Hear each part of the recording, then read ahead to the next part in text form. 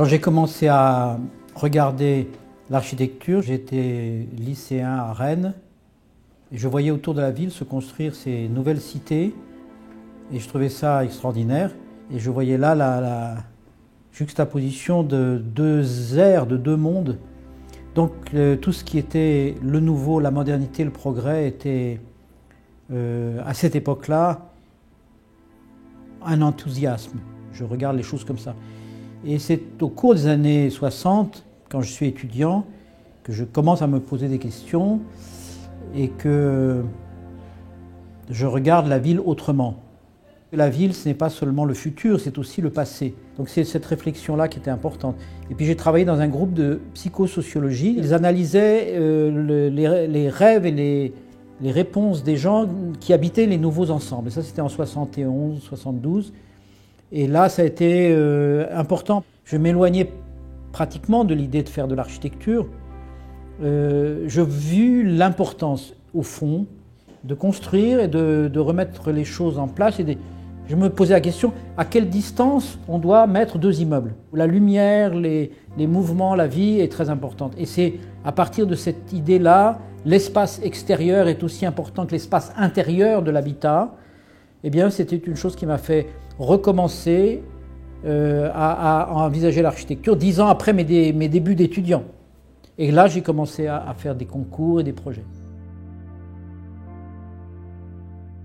En 1975, le concours pour les hautes formes que je gagne montre une façon de travailler l'architecture contemporaine dans un contexte existant.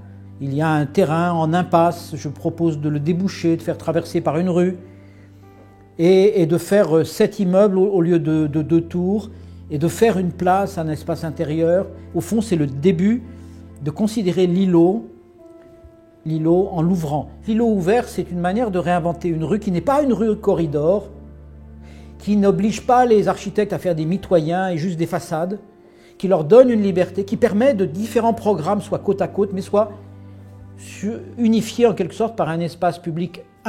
L'un et le multiple. L'un de l'espace public, la rue, le multiple des bâtiments divers qui sont tout au long de la rue.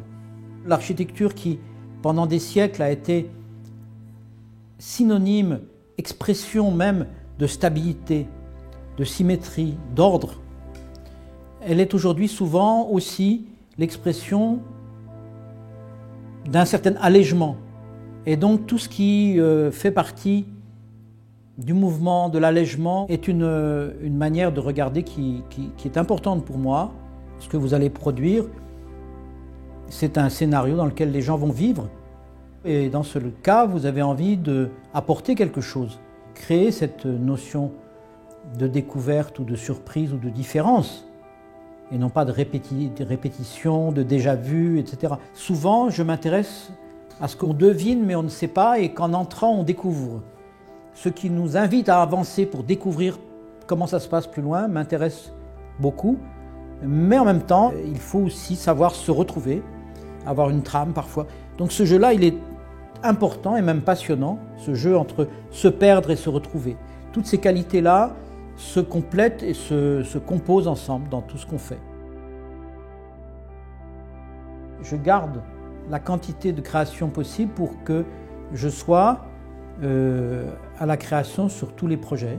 Mais j'ai une équipe formidable, on se comprend de plus en plus vite. Depuis quelques années, à cause de la crise, nos projets sont plus loin. À Casablanca, à New York, à Suzhou, à Qinhuangdao, que c'est un nouvel enthousiasme, un nouveau développement, et pour Elisabeth et moi, des nouveaux prospects.